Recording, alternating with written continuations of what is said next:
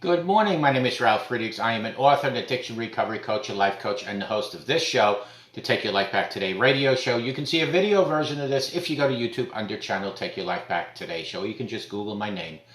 Let's talk about change of attitude that might be needed in our lives. Poverty is not something out there, but something that brushes up against our families and in our states.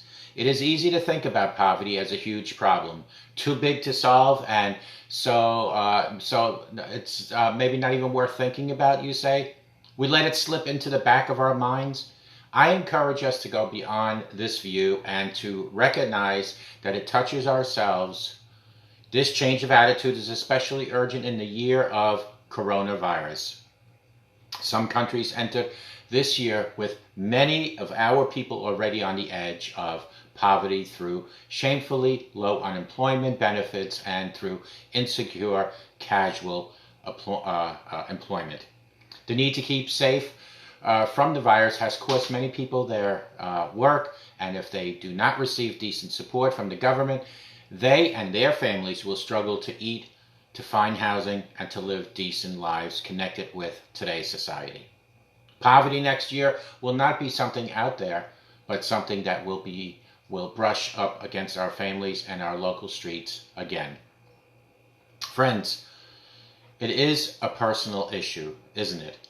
This year, too, poverty has become personal. It is not a problem, but wears the faces of people whom we know, have met, or whom we see and hear through the media.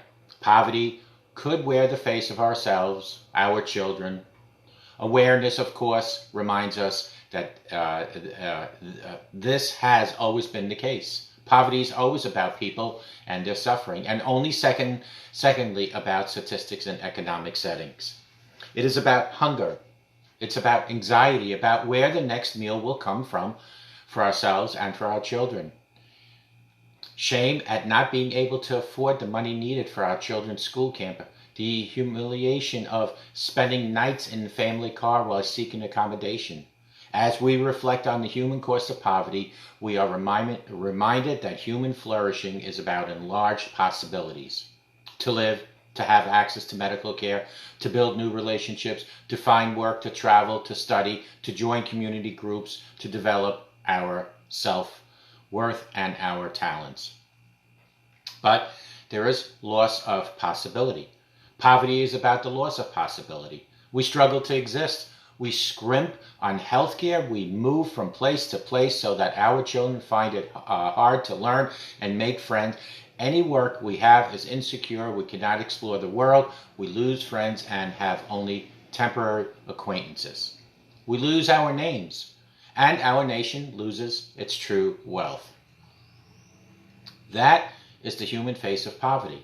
Its healing is also expressed in human faces. The face of a person who stops to talk, who is interested in our lives, who can put us in touch with kind and generous people, with agencies we may not have known about, and who care for us as a person. That interest and affection is the first step to finding new possibilities, my friends.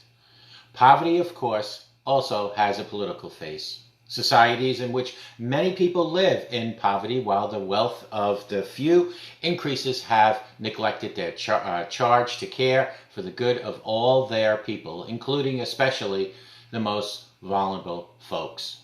Governments have the duty to ensure that all families, all people can live decent lives. Nations have the duty to ensure that their prosperity is shared across the world and that their own prosperity is not built on the poverty of others. Poverty is the fruit of selfishness. Its healing comes through solidarity. Let us all change our attitude if we need to. And most of us do need to change our attitude.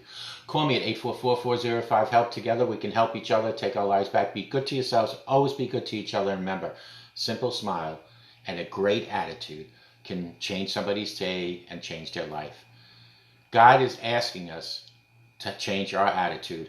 Not just change our attitude towards each other, but change our attitude to the Almighty Christ who died for our sins. God is waiting for you to ask for guidance and direction. And believe you me, you will get that once you open up your heart to Jesus